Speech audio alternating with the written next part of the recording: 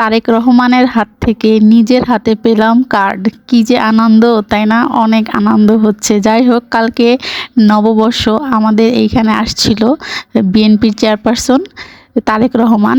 কার্ডটা আমি পাইনি, বাট আমাদেরই টাঙ্গালের অনেকজন কৃষক পাইছে। তো তারেক রহমানের হাত থেকে একই হলো, অনেকে পাওয়ার আমরা পাওয়া একই হলো, তাই না? তো গেছিলাম উদ্যানে, যেখানে কৃষি মেলা হয়েছে, উদ্বোধন করতে আসছিল। এইটাও অনেক ভালো লাগলো গিয়ে। শরীরটা ভালো ছিল না, এই জন্য একটু সন্ধ্যার আগ দিয়ে গেছিলাম। কত সুন্দর সুন্দর দেখেন আমাদের দেশীয় মিষ্টি, সব কিছু, ফল, ধান, সব কিছু A to Z আমাদের বাংলাদেশের মানুষের জীবনযাত্রা সব এখানে ফুটিয়ে তোলা হয়েছে এত সুন্দরভাবে। এইখানে বাংলাদেশের অনেক ধরনের মিষ্টি ছিল, মিষ্টির নামগুলা ছিল। কি সুন্দর করে ডিমগুলা সাজায় রাখছে দেখছেন। আমি প্রথমে ভাবছি কেক। সাধারণত মেলাগুলায় যেগুলা উঠে ওইগুলা বিক্রি করা হয়, তো আমি তো প্রথমে ভাবছিলাম এই মিষ্টিগুলা বিক্রি করা হবে। তো জিগাইলাম, বললো না, এগুলা বিক্রি করার জন্য না, শুধুমাত্র দেখার জন্য, দেখানোর জন্য। আর এইখানে সব সার দেখানো হচ্ছিল, সারের নাম দেখানো হচ্ছিল, আর বিশেষ করে কোন সারটা আসল আর নকল এইটা পরীক্ষা করে দেখানো হচ্ছিল, যে একটা আসল আর একটা নকল এরকম দেখাবে। তো খুবই এটা যারা কৃষক আছে, নতুন যারা কৃষিকাজ করছে কৃষক, ওদের জন্য খুবই উপকার হবে এই মেলাটা দেখলে। অনেক কিছুই তারা জানতে পারবে, A to Z অনেক কিছু জানতে পারবে।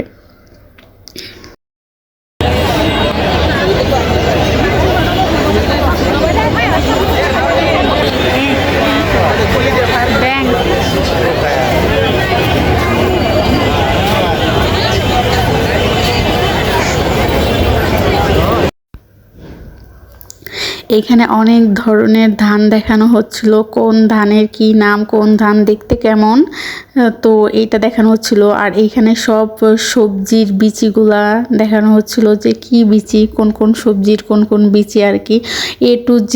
এইটা বিশেষ করে আমার মনে হয় না শুধু নতুন কৃষকদেরই সাহায্য করবে, এইটা সাধারণ মানুষেরও অনেক সাহায্য করবে। আমরা যারা সাধারণ, অনেকেই অনেক ধানের নামই জানি না, বিশেষ করে আমি। তো এটা দেখে অনেক কিছু ধানের নাম জানলাম, অন্তত সব কিছুর নাম জানলাম।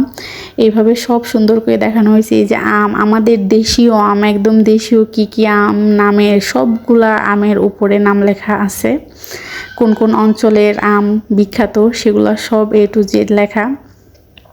তো অনেক কিছু জানা যাবে এটা দেখলে, আসলে অনেক কিছু শেখার আছে।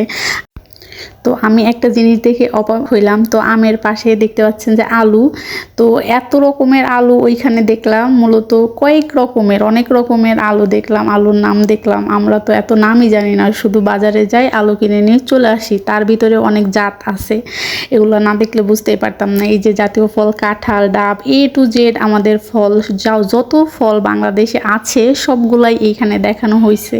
এক কথায় পুরা বাংলাদেশটাকেই দেখানো হয়েছে ছোট করে। আর প্রতিটা সবজি দেখেন, পেঁয়াজগুলা কোনটা কোনটা কি জাতের পেঁয়াজ, ছবি সহ, একদম পেঁয়াজ সহ দেখানো হয়েছে। এইখানে তো এই যে গম গাছ না ধান গাছ, যাই হোক, গাছ সহকারে। আর নদী দেখাচ্ছে, এত সুন্দর করে ফুটায় তুলছে। আসলে এটা যে কতদিন ধরে করছে, অনেকদিন শহরে আসি না, দেখতেও পারি নাই। যাই হোক, আজকে দেখে জাস্ট অবাক হয়ে গেছি। এই যে দেখেন অনেক সুন্দর করে যে চাষাবাদের যে যে সিস্টেমটা, এগুলো আসলে কৃষকরা ভালো বুঝবে, এত ভালো বুঝি না। কত সুন্দর করে দেখাচ্ছে, দেখেন পানি উঠতেছে। এখানে যদিও কি হচ্ছে আমি কিছুই বুঝতে পারলাম না। একদিক দিয়ে পানি বের হচ্ছে, আবার ক্ষেতও আছে, হয়তো বা সেচ দিচ্ছে, নাকি সেচ দেওয়ার একটা পদ্ধতি হতে পারে, আমি শিওর না। সবাই ভিডিও করছিল, ছবি তুলছিল। এই যে এইটা দেখেন সেচ দিচ্ছে, কত সুন্দর করে। এই পদ্ধতির নামটা যেন কি ওই সময় শুনলাম আর কি, আমার ঠিক খেয়াল নাই। এইভাবে সেচ দিচ্ছে, উপর থেকে পানি গড়ায় পড়ে একদম সারা খেতে সুন্দর করে পড়ে যাচ্ছে। এই যে দেখেন, মানে এত সুন্দর করে সাজানো হয়েছে, জাস্ট বলার মতো না, এত ভালো লাগছে দেখে। এই যে আমরা এইগুলা দেখতেছি, এই যে ধান, কত সুন্দর, দেখতেই ভালো লাগতেছে, কিন্তু এইগুলা চাষ করতে যে কত বড় কষ্ট, এটা একটা কৃষকই জানে, তাছাড়া আর কেউ আসলে ঘরে বসে বোঝা সম্ভব না। শুনলাম যে তারেক রহমান একজনের হাতে কৃষি কার্ড দিছে, উনি নাকি কৃষকই না, বা কৃষক হলেও উনি একটু রিচ টাইপের আর কি, মেম্বার না কি। এটা তো আসলে ওনারও কোনো দোষ না, উনি তো দিতেই আসছে, দিয়েই গেছে। কিন্তু যারা সিলেক্ট করছে ওনাদের ভুল। যাই হোক, ওইটা হয়ে থাকলে ঠিক হয় নাই। আর তারেক রহমান তো বলেই গেছে প্রান্তিক থেকেই দেওয়া স্টার্ট করবে। যাই হোক, এত সুন্দর করে দেখেন গ্রাম বাংলার দৃশ্যগুলা ফুটায় তোলা হচ্ছে। ঘরের সামনে মুরগি, তারপরে দেখেন বাড়ির পাশে সবজি বাগান করা হয়েছে। একটা কৃষক কোদাল দিয়ে মাটি খনন করতেছে, খুব সুন্দর করে ফুটায় তোলা হয়েছে। যাই হোক, এগুলা দেখে বাসায় চলে এসে বাসায় এসে একটু রান্না করতেছে।